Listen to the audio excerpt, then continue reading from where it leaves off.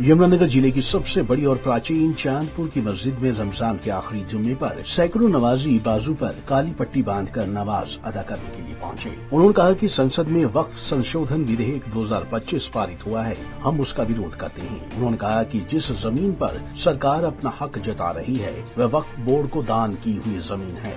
काली पट्टी बांधकर नमाज अदा करने के लिए आए नासिर ने कहा कि हमारी मस्जिद तोड़ी जा रही है, मदरसे बंद किए जा रहे हैं, मुस्लिम समाज की प्रॉपर्टी को जब्त किया जा रहा है। अब हमारे पास शमशान और मस्जिद बचे हैं, वह भी शहीद हो जाएंगे। मस्जिद के मौलाना इकराम ने बताया कि ये करीब 50 साल पुराना मामला है। जब कुछ मुस्लिम भाई हिंदुस्तान छोड़कर पाकिस्तान की शरण लेने के लिए गए तो उन्होंने ये जमीन वक्फ बोर्ड के नाम दान की थी।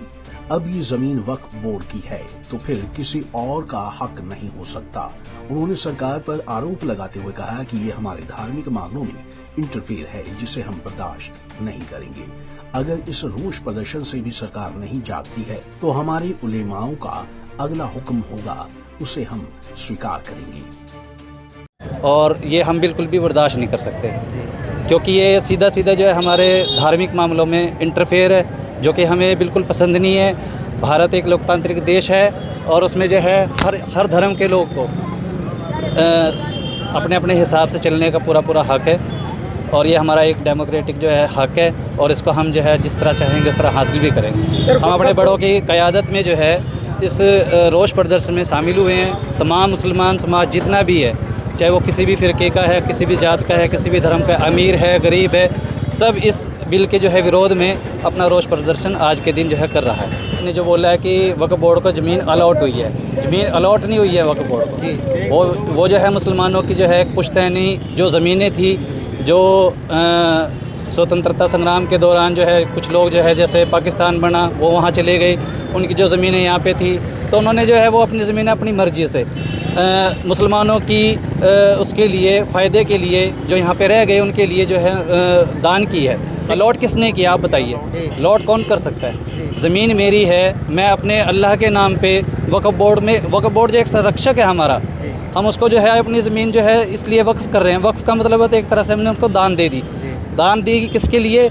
वो वक्फ बोर्ड को दान नहीं दी है, वो मुसलमानों की फैसिलिटीज़ के लिए, उनके लिए, उनको आगे बढ़ाने के लिए, उनके बच्चों के लिए स्कूल, हॉस्पिटल वगैरह जितने भी फलाही काम होते हैं उनके लिए वो जो है वक्फ बोर्ड को सौंपी गई है। तो सर जो बिल पास हो रहा है वो तो गलत ही हो रहा है हमारे खिलाफ।